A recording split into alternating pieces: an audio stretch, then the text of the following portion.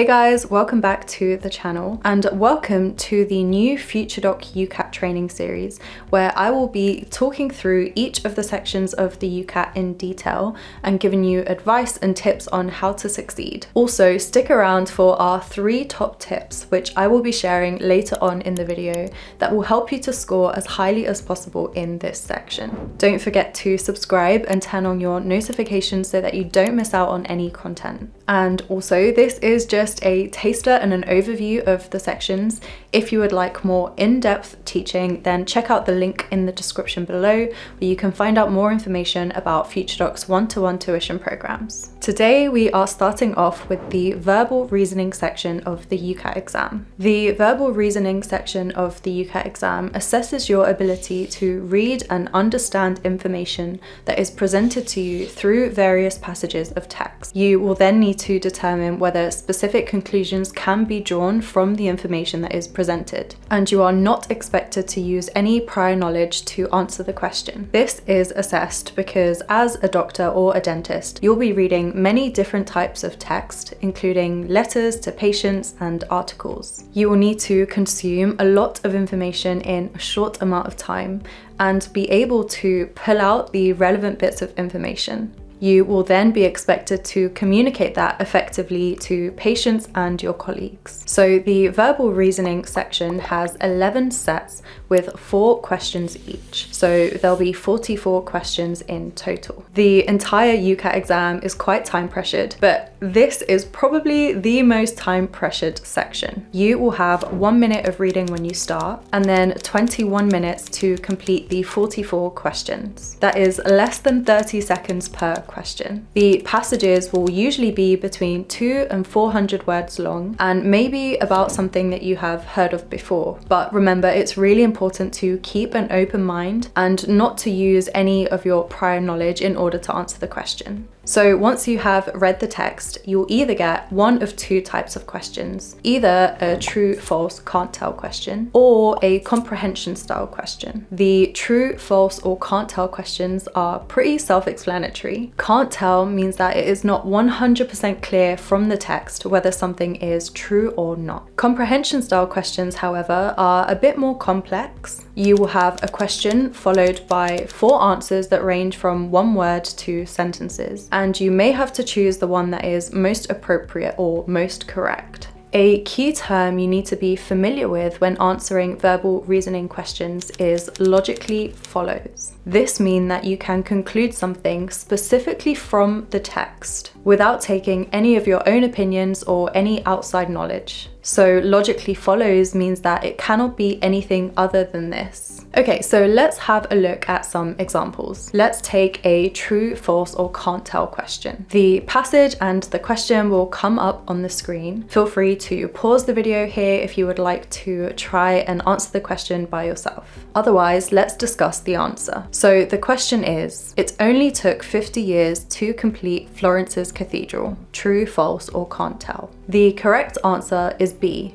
It is false. Option B is correct because the cathedral was started in 1296 as stated in paragraph 2, line 2. But it wasn't completed until after the death of Brunelleschi, paragraph 2, line 5, in 1446, a period of 150 years. As you can see, that is a lot of text to read and a lot to get through in under 30 seconds. For true, false, or can't tell questions, you really don't have a lot of time to read through the entire passage, remember all of the information, and then answer the question accurately. So the best way to answer a true, false, or can't tell question is to ignore the passage at first and go straight to the question. You want to pick the theme that the question is about and then scan the passage for that theme. Once you have found what you're looking for, you will read the sentence before and after. And only then do you answer the question. We go into this technique in further detail on the FutureDoc program if you want to check that out.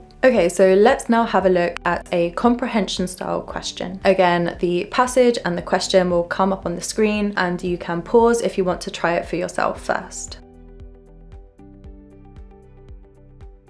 The question is, which of these statements can best be supported using information contained in the passage?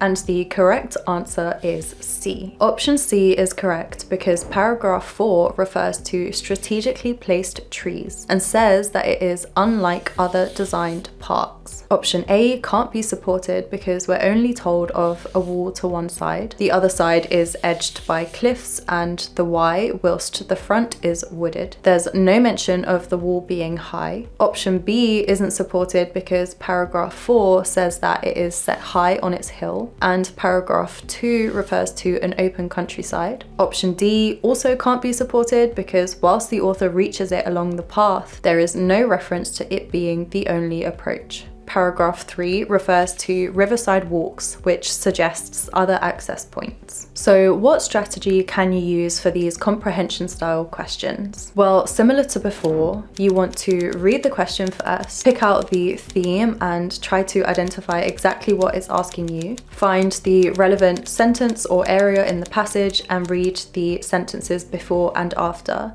and then go back to the question to try to answer it. Some advice that is a great hack to save you some time is that when you are reading through the passage and you are confident you found the right answer, then you don't need to bother reading through the rest of it, and you can just go ahead and click that answer. However, do bear in mind that this doesn't apply to every single comprehension question, especially not to value judgments. These are questions where you have to identify what is the most correct or the most appropriate answer. This means that you might have read something that is correct in the passage, but it might not be the most correct, and so you will have to read all the way through in order to see what the most appropriate answer would be. They will often do this to try and catch people out who aren't paying proper attention. Okay, so to summarize, the verbal reasoning section can be really tricky and there is a huge time pressure, but here are 3 top tips that will help you to score as highly as possible. Firstly, there is no negative marking throughout the UCAT exam, which means that if you get the question wrong, they won't take away a point. Regardless of whether you know the answer or not, it will still give you a chance of getting the question right. So remember to never leave a question blank. Secondly, allow at least a minute at the end of the section in order for you to go back and review anything that you might have flagged. This will also give you some time to at least make some quick guesses if you haven't had the chance to make it through all of the questions in that section. And finally, be ruthless with your time management. If you are really struggling with the passage and you're just not understanding and you're not coming up with the answer, then it's probably a good idea to make a guess, flag the question and move on. Remember, you might have some time at the end where you can come back and review that answer. Okay, so that was an overview of the verbal reasoning exam with some example questions. It might seem like an easy section and all you have to do is read some text and answer the questions, but do not underestimate it. Time will catch you out if you don't prepare. Remember to check out the FutureDoc program if you would like some more support with any part of the application process. Otherwise, thank you for watching. Leave us a thumbs up if you liked the video, and I will see you next time where we will be going through the abstract reasoning section of the UCAT exam.